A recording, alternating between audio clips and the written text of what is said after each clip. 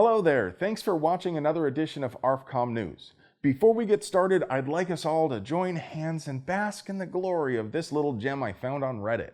I know it isn't exactly news, but I dare you to tell me the full auto fitty Beowulf isn't the very definition of glorious.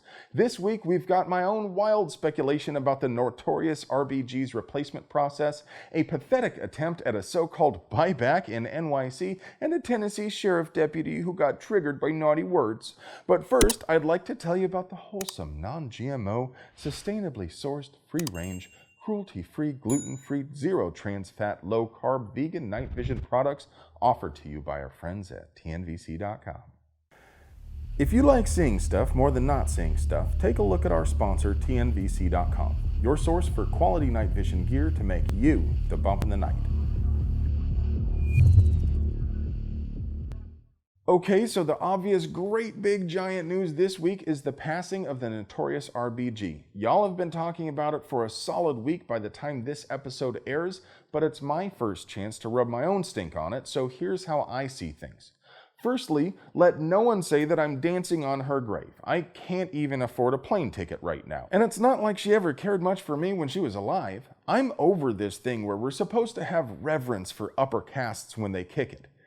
Ginsburg spent her life fighting against the ideals I care about. She was a stubborn old fool who slept through the last several years of her miserable life in a dogged and partisan attempt to deny a SCOTUS pick to the GOP, or Trump, or whatever. I've told you before, I don't care for partisan politics so much, so you're not going to hear me carrying water for either. But it was clear she had no integrity years ago, and her dying wish to subvert the Constitution just puts an exclamation mark on her activist tenure.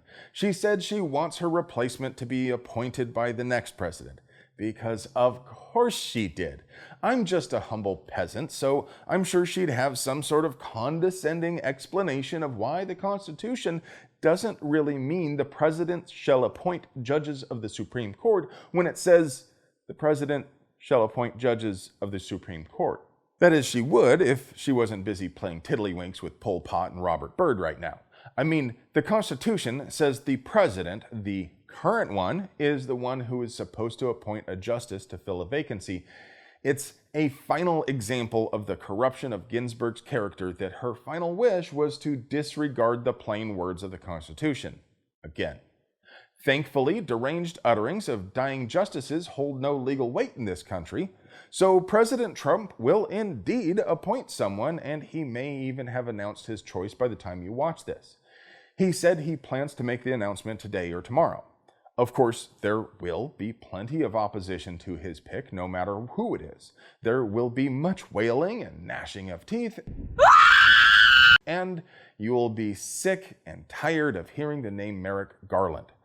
I think it will be a really close thing, too. There will be the inevitable protest votes, but I don't think anyone wants to be the one who stops the nomination. And as I recorded this, Sith Lord Mitch McConnell was saying he has the votes that he needs to get President Trump's pick pushed through.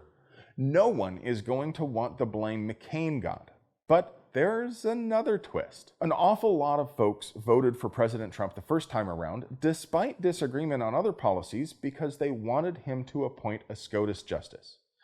But if he gets that pick through before the election, those voters don't need him as badly and might stay home or vote third party, and he knows that.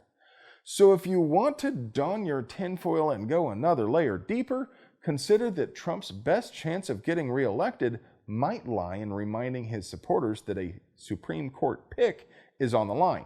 Of course, there would be a lot of political risk involved with intentionally scuttling the nomination, so I'm not about to make any kind of prediction there, but it's a sobering thought. In any case, our own course of action remains clear. No matter who Trump chooses, no one can argue that justice will be more hostile to an originalist interpretation of the Second Amendment than anyone chosen by Joe Biden. So please pause this video right now and call 202-224-3121 to be connected with the Capitol switchboard. Ask to speak with one of your senators. Or we could focus our efforts on the three senators who are most likely to sink the process: Lisa Murkowski, Susan Collins and Mitt Romney are, in my not-so-humble opinion, the three we ought to focus on. Murkowski and Collins have vowed not to confirm any nominee before the election, and Mitten said, "If the nominee reaches the Senate floor, I intend to vote based on their qualifications," which is about as close to a confirmation that he intends to confirm a nominee as politicians typically get. But he was slow to take a position, and I'm worried he might be a little soft, so I think he needs lots of encouragement. Murkowski and Collins probably won't come around because they know they can still take a principled stand or something, but it wouldn't hurt to remind them how vulnerable they can be in a primary. Whichever politicritter you choose, tell their staffer this is the single biggest vote of their career, and if they vote against Trump's pick, you are committed to vote them out in the next primary. Seniority be damned. What good is it for your state to have a senior senator if they only use their seniority to work against your interests? The disbursement of the $2 million. Don't you mean $3 million? Of course. How silly of me. As always, be concise, civil, and considerate of the person taking the call. You don't know what their position is on any of this, and even if they do disagree, you aren't going to change their mind by being mean. Obviously, this story is late breaking, so we'll try to add a text update right here if we have time before rendering. Otherwise, we'll pin a comment. I need to warn you in advance, this next segment will include use of the F word. No, not that one. Nicholas Ennis got pulled over by what might just be the dumbest cops on the planet. Deputies Mahaney and Sanford of the Sumner County, Tennessee Sheriff's Office.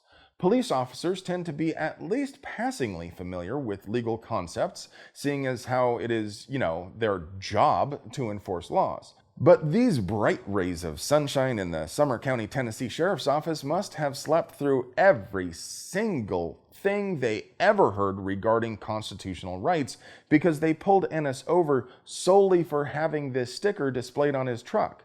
Yeah, the deputy admitted out loud the only reason he pulled him over was for the sticker. See, Tennessee has a statute, 55-8-187, which prohibits display of obscene and patently offensive bumper stickers. Now, the moment that happened, Aimless probably felt a great disturbance in the force, as millions of civil rights attorneys did a collective yes when they realized how hard this would get shoved right up the sheriff department's budget. For you folks playing along at home, remember that Cohen versus California was a resoundingly clear ruling against the state. It set a clear and extremely high bar to reach for the state to restrict speech. Paul Robert Cohen was charged with disturbing the peace for wearing a jacket that said, "Fuck the draft." And in 1971, the Supremes ruled against the state of California in his case. Ennis's sticker issues a statement that's legally and grammatically identical. His sticker doesn't remotely meet the definition of obscene given in Cohen versus California. It still wouldn't, even if it was the actual word "fuck" instead of an AK and an AR flanking the letters U and C.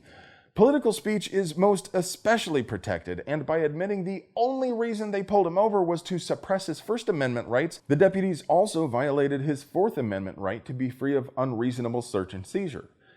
The sheriff's department dropped the charges because there is at least someone there with two brain cells to rub together, but that doesn't give Ennis his time and his money back. So yeah, he's suing, and the FPC is leading the charge. That's why you should go to firearmspolicy.org/donate right now and give them whatever caps you can spare to help them keep fighting the good fight. Speaking of fighting the good fight, it looks like we finally took a right turn at Albuquerque. A couple months ago, I asked you to contact the ABQ City Council regarding their attempt to ban guns from parks and other public spaces. You folks flooded their inboxes like a boss and convinced them to about-face on several anti-gun policies. Resolution R-20-68 would have implored the New Mexico legislature to repeal the state preemption clause, which prevents cities and counties from passing stricter gun laws than the state has. Preemption laws like this are needed to prevent an incomprehensible patchwork of conflicting local laws that are impossible to know or comply with. The City Council also voted against Ordinance O-19-82, which would have made it illegal to let a firearm out of arm's reach without locking it up. It would have been illegal to leave a gun in your car or your home without a lockbox whenever you're not present. It would have been illegal to give your cousin a gun for a hunting trip without some kind of lock attached to it. Now, don't get me wrong, I urge you to properly secure firearms whenever they aren't in your immediate control. You should lock up your guns and ammo, but laws mandating this are always far too broad and inevitably apply to behavior that should not be illegal. They're also upside-down bizarro nonsense. They're intended to address the problem of stolen guns, but they do it by punishing the victims of theft rather than the perpetrators. And predictably, there is the ubiquitous exemption for law enforcement. Because we don't care if crooks steal literal machine guns, apparently. It just wouldn't be cricket to hold the Praetorian Guard to the same standard as everyone else. Your calls and emails also stopped the council from passing O-19-83, which would have banned firearms in parks and public buildings, creating unconstitutional defenseless victim zones that would also have blatantly violated that preemption clause I mentioned earlier.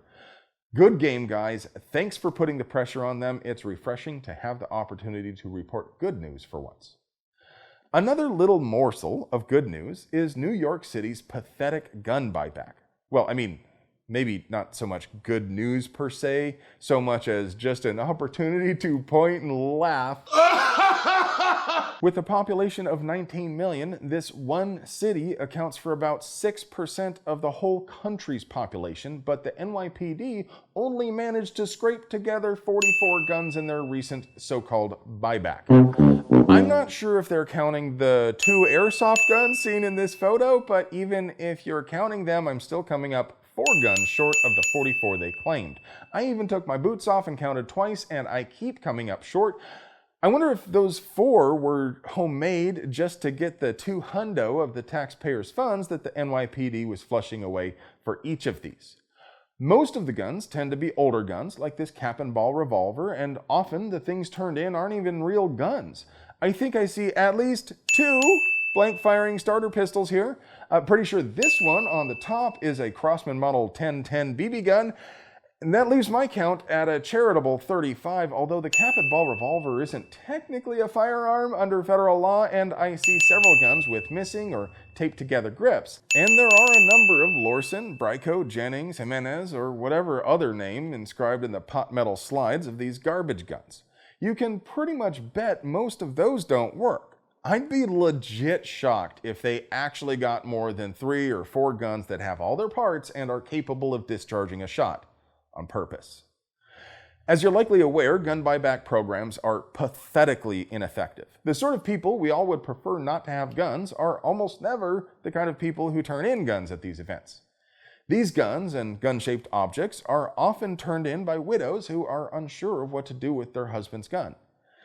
It's not like Granny decided to turn in her heater when she passed the buyback on her way to do a drive-by. Hello? Multiple studies have demonstrated so-called buybacks have no effect on crime.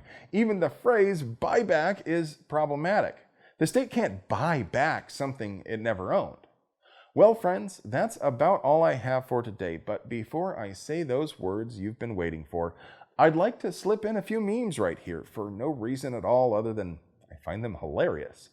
I hope you enjoy watching this news-ish thing that I do. If you do, and I have to assume that's the case if you made it this far, please help support gun-related content and dissenting views on this channel and every other gun tuber. This isn't a zero-sum game. We all benefit when we all benefit. So cast this video to your smart TV and replay from the beginning while you go do something fun, like count all those small pistol primers you've been hoarding. And if you want to help us keep bringing you content like this, please support the folks who support us. TNVC.com is your source for non-GMO night vision products that help make you the bump in the night. If you skip to the very end just for the secret phrase, that's cool.